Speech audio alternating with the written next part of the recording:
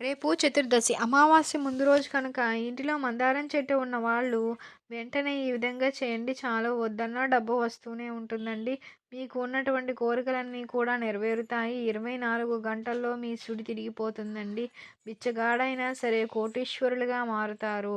పట్టిందల్లా బంగారం అవుతుంది. ఆర్థిక కష్టాలన్నీ తొలగిపోతాయి. మందార చెట్టును ఇంటిలో పెంచుకుంటే చాలా మంచిదండి. ఏ రంగు మందార పువ్వు చెట్టు అయినా సరే ఇంట్లో పెంచుకుంటే చాలా మంచిది. అసలు మన సాంప్రదాయంలో మందారం చెట్టుకు ఎంతో ప్రాధాన్యత ఉందండి. మందార పువ్వు పూజకు అందాన్ని మాత్రమే కాకుండా అనేక రకాలటువంటి దోషాలను తొలగించుకోవడానికి కూడా ఉపయోగపడుతుందండి. మందారం చెట్టుని ఇంటి లోపల లేదా ఆవరణలో ఉంచుకోవటం వలన చాలా ప్రయోజనాలున్నాయి. ప్రధానంగా మనకు తెలియని వాస్తు దోషాలు ఏవైనా ఉంటే దాన్ని మందార చెట్టు నివారిస్తుంది అని చెప్పి పండితులు చెప్తూ ఉంటారు. మందార పువ్వులు ప్రకృతిని అందంగా తీర్చిదిద్ది మనస్సుకు ఆహ్లాదాన్నిస్తాయి. ఈ పువ్వులు దేవుని పూజకు ఉపయోగపడతాయి. అంతేకాదు అనేక సమస్యల నుంచి విముక్తులు పొందటంలో కూడా ప్రభావవంతంగా పనిచేస్తాయి. దేవుని పూజలోనే కాకుండా వాస్తుశాస్త్రంలో కూడా మందార చెట్టుకు ముఖ్యమైన స్థానం ఉందండి. ఆర్థిక పరిస్థితి మెరుగుపడాలి అంటే ఆర్థిక సమస్యల నుంచి బయటపడేందుకు భగవంతునికి, లక్ష్మీదేవికి ఎర్ర మందార పువ్వులు సమర్పించాలని చెప్పి శాస్త్రాలు చెప్తున్నాయి. అలానే మందార పువ్వులు సానుకూల శక్తిని ఇస్తాయండి. ఇంటికి తూర్పు దిక్కున మందార చెట్టును నాటడం వల్ల ఇంటిలో ఉన్నటువంటి నెగెటివ్ పాజిటివ్ ఎనర్జీ వస్తుంది. సూర్యబలం పెరుగుతుంది. గ్రహ దోషాలు తొలగిపోతాయి. ఇన్ని విశిష్టతలు కలిగి ఉన్నటువంటి మందారం చెట్టు దగ్గర అమావాస్య ముందు రోజు ఒక చిన్న పరిహారం గనక చేసినట్లయితే మీకు ఎలాంటి కోరికలు ఉన్నా కూడా తీరిపోతాయి. ధనలాభం కలుగుతుంది అని చెప్పి చెప్తూ ఉంటారండి. మరి అమావాస్య ముందు రోజు ఇంటిలో మందార చెట్టు ఉన్నవారు ఏం చేస్తే కోరిన కోరికలు తీరి ధనలాభం వస్తుంది అనే విషయాన్ని తెలుసుకుందామండి. అంతకంటే ముందు మనిషిగా పుట్టినటువంటి ఎవ్వరికైనా కూడా కష్టాలు తప్పవండి. అది ఎంతటి వాళ్ళైనా సరే. మహాభారతంలో ఉన్న ప్రముఖులైనటువంటి ఇద్దరు మహోన్నతులైనటువంటి కృష్ణులు, అర్జునుల మధ్య జరిగినటువంటి ఒక సంభాషణ అండి.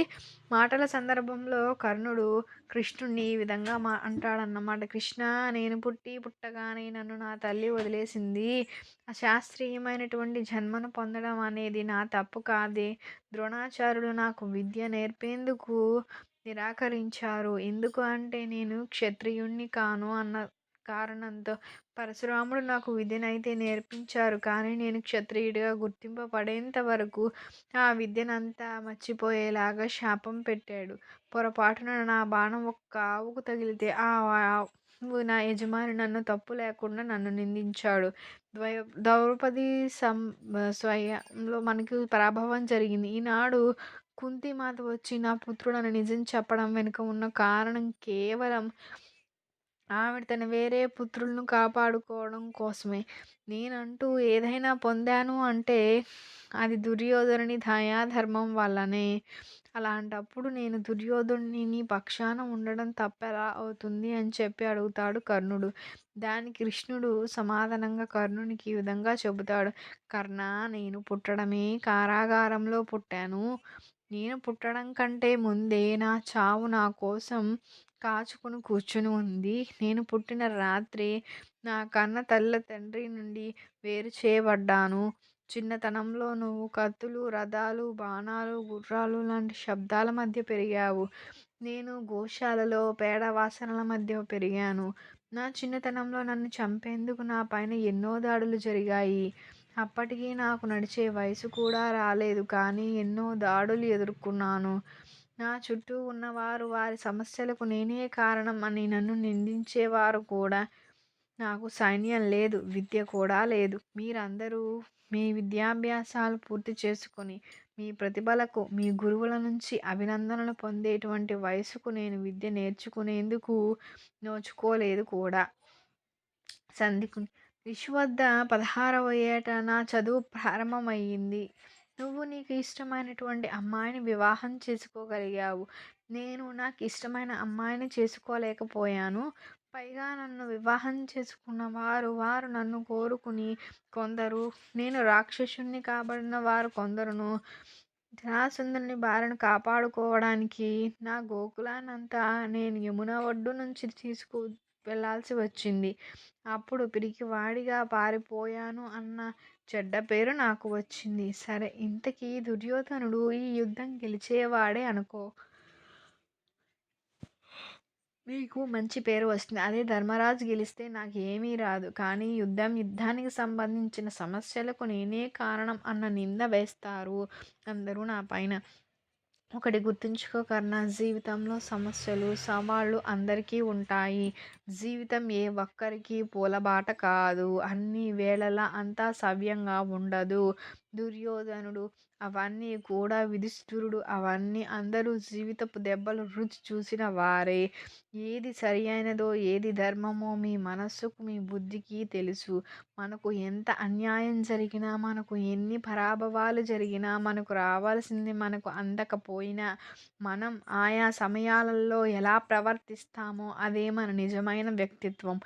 జీవితంలో చాలా ముఖ్యమైనది కూడా. జీవితంలో ఎన్నో ఆటుపోట్లు భరించామనో, మనకు చెడు అనుభవాలు వచ్చాయనో, ఎవరో తప్పు చేశారనో, ఏ కారణాలు కూడా అధర్మ మార్గంలో ప్రయాణించేందుకు అనుమతిగా అనుకోకూడదు. మనం బాధపడ్డామని జీవితాన్ని చెడు మార్గంలో నడిపించకూడదు. ఏ పరిస్థితుల్లో అయినా సరే ధర్మాన్ని వదులుకోకూడదు అని కర్ణుడికి కృష్ణుడు బోధిస్తాడు. అమావాస్య కాదు, అమావాస్య ముందు వచ్చేటువంటి ముందు రోజు చాలా ప్రాధాన్యత ఉంటుందండి. అమావాస్య ముందు రోజు ఎటువంటి పరిహారాలు చేసినా 100% ఫలితాలు వస్తాయండి అని చెప్తున్నారు శాస్త్రాలలో. అందుకే అమావాస్య ముందు రోజు చాలామంది తాంత్రిక పూజలు చేస్తూ ఉంటారు. అమావాస్య ముందు రోజున మందార చెట్టుకు మన కోరికలను నెరవేర్చగలిగేటువంటి అద్భుత శక్తి ఉంటుందండి. కనుక ఎవరి ఇంట్లో అయితే మందార చెట్టు ఉందో వారు ఈరోజు ఒక చిన్న పరిహారం చేస్తే చాలు, వారి కోరికలన్నీ కూడా నెరవేరుతాయని పండితులు చెప్తున్నారు. అసలు ఏం చేయాలి అంటే ఏం లేదండి. ఈరోజు మందార చెట్టు ఇంట్లో ఉన్నవాళ్ళు చక్కగా ఒక చిన్న పేపర్ మీద కోరికను రాసుకొని, ఆర్థిక సమస్యలు పోవాలి, ఉద్యోగం రావాలి, త్వరగా వివాహం జరగాలి, ఇలా ఏ కోరిక ఉంటే ఆ కోరికను ఒక పేపర్ మీద రాసుకోవాలండి. మీ ఇంట్లో ఎంతమంది ఉంటే అంతమంది కూడా పేపర్ మీద కోరికలను రాసుకోవాలి. ఇంటిలో ఎంతమంది అయినా సరే పరిహారం చేసుకోవచ్చు. ఇలా ఎవరికి వారు రహస్యంగా వారి వారి కోరికలను రాసుకొని ఈరోజు మందార చెట్టు దగ్గరకు వెళ్ళి ఈ పేపర్ను రోల్ చేసి ఒక పసుపు దారంతో సహాయంతో ఆ కోరికలను చెట్టుకు కట్టండి. కట్టి ఆ విధంగా వదిలేసేయండి. మళ్ళీ మరునాడునే అంటే అమావాస్య రోజు కట్టిన ఆ కాగితాన్ని తీసి కాల్చేసి వచ్చిన బూడిదని నీటిలో కలిపేసేయండి. ఇలా కనీసం ఒక 3 సార్లు చేయండి. అమావాస్య ముందు రోజు ఈ విధంగా చేయడం వలన ఖచ్చితంగా మీకు ఉన్నటువంటి కోరికలు నెరవేరుతాయి.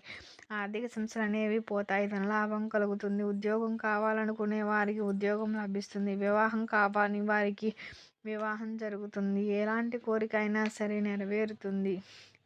కాబట్టి మీరు కూడా రేపు అమావాస్య ముందు రోజు మందార చెట్టు ఉన్న వారందరూ లేదా మందార చెట్టు దగ్గర ఈ విధంగా చేసి కోరికలు నెరవేర్చుకొని సంతోషంగా జీవించండి. మీకు కనుక ఈ వీడియో నచ్చినట్లయితే లైక్ చేయండి. కొత్తగా వాచ్ చేసినట్లయితే సబ్స్క్రైబ్ చేయండి. Thank you for watching. Thank you so much.